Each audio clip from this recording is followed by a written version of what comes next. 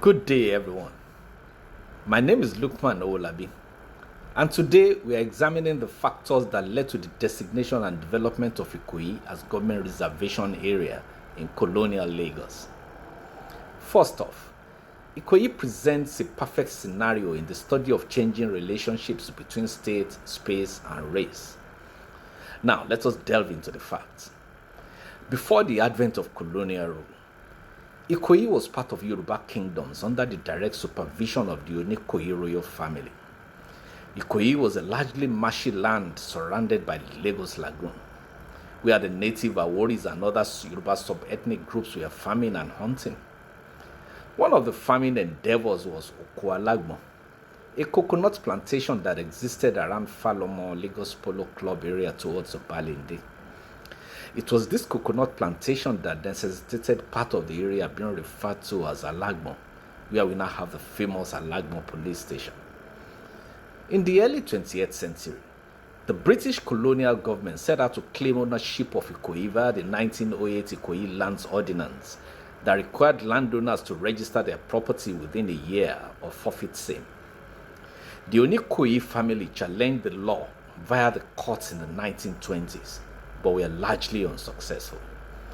The family eventually had to settle for token compensation, which was a typical demonstration of how colonial authorities exploited local systems to steal their land.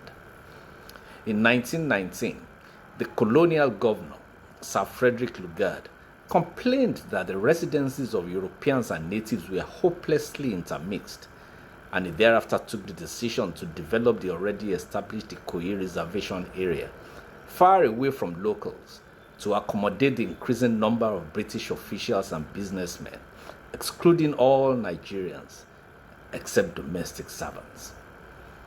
His dream became reality when the first set of British officials moved into Ikoyi in 1923. The northeast and southeast areas of Ikoyi were reserved for British officials, diplomats, and Western businessmen, while the southwest area was developed as a housing scheme for senior local officials. Now, let us dig deeper into the historical perspective for context. The growth of Lagos from the 17th to 19th centuries was rooted in trade, including trade in slaves. Lagos comprised overlapping quarters that were consolidated after the 1851 enforcement of the British consulate and 1861 annexation. The northwest of Lagos Island, Isaleko, was the oldest part of Lagos, and it was home to the Oba's Palace, title chiefs, their descendants, and major markets. In the 1840s and 1850s, Afro-Brazilians, formerly enslaved Africans, returned from Latin America and were settled in the eastern part of Lagos known as the Portuguese town, while the Saros, formerly enslaved Africans from Sierra Leone, moved to Lagos and settled mostly around the Ologbo area in the southwest of the island. After 1861 annexation, European merchants and British colonial officials embarked on carving out the marina along the southern part of Lagos Island. The relatively small size of the island and informal nature of the quarters meant that long-established indigenous Lagosians, Yoruba migrants, and others from the hinterland, coupled with the newly settled Afro-Brazilians and Saros, were now compelled to live in close proximity with British officials and merchants. The British initially tried to govern Lagos in collaboration with the Western educated local elites. Indeed, some of them held senior positions within the colonial setup. This, however, changed in the closing decades of the 19th century as the British officials began a strategic disengagement of locals from senior state positions while executing policies of segregation. In essence, the construction of Ikoyi was the product of hardening ideologies of racial difference which allowed British colonial officials to live in a grander style than if they had remained in Britain. Ikoyi was physically separated from the rest of Lagos by the McGregor Canal, just as the Five Cowrie Creek separates Lagos Island from Victoria Island. Let me explain the genesis and significance of this canal. Sir William McGregor was a Scottish medical doctor and colonial administrator who became governor of Lagos Colony in 1899 through 1904. After surviving a near-fatal encounter with malaria in 1903, he became thoroughly committed to combating the deadly disease. He thereafter embarked on land reclamation, draining of swamps, and construction of a canal which created a buffer between Lagos Island and Ikoyi. It was after this that the British, who were originally living around the marina, began shifting focus to Ikoyi. Ikoyi was characterized by superior urban planning. It was a cleaner and less congested environment, unlike the crowded mosquito-laden Lagos Island. Access to Ikoyi was strictly controlled, with property leases containing clauses that prohibited subletting to non-Europeans, including local elites who were systematically excluded.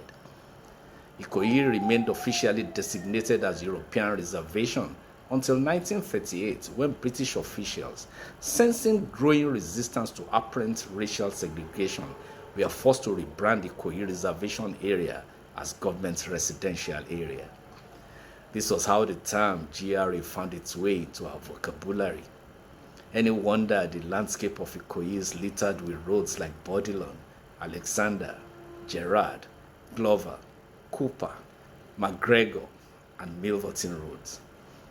So, what began as a revolt against racial segregation, led by a nascent band of Western-educated elites, soon assumed a life of its own after exploits of Nigerian ex-servicemen in the Second World War, where the myth of white racial superiority was broken, leading to radicalized agitation for self-rule. No doubt the British overlords got the message, and in the spirit of relaxation of racial segregation, many facilities were redesignated to reflect local sentiments in order to prevent further agitation and violence due to segregation policy backlash.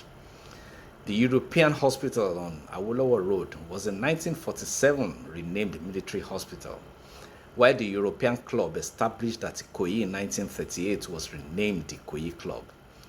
It was after independence that we now started having roads in Ikoyi with local names such as Onikoyi, Ojora, Aromire, Mobolaji Johnson, Onyekon Bayomi, and Okotiebo. In any case, the point had already been established that the local people could no longer be taken for granted without grave consequences. It was only a matter of time before Nigerians began to inhabit Ikoyi and serve up facilities that the British created for their exclusive enjoyment. The rest, as they say, is history. See you next time.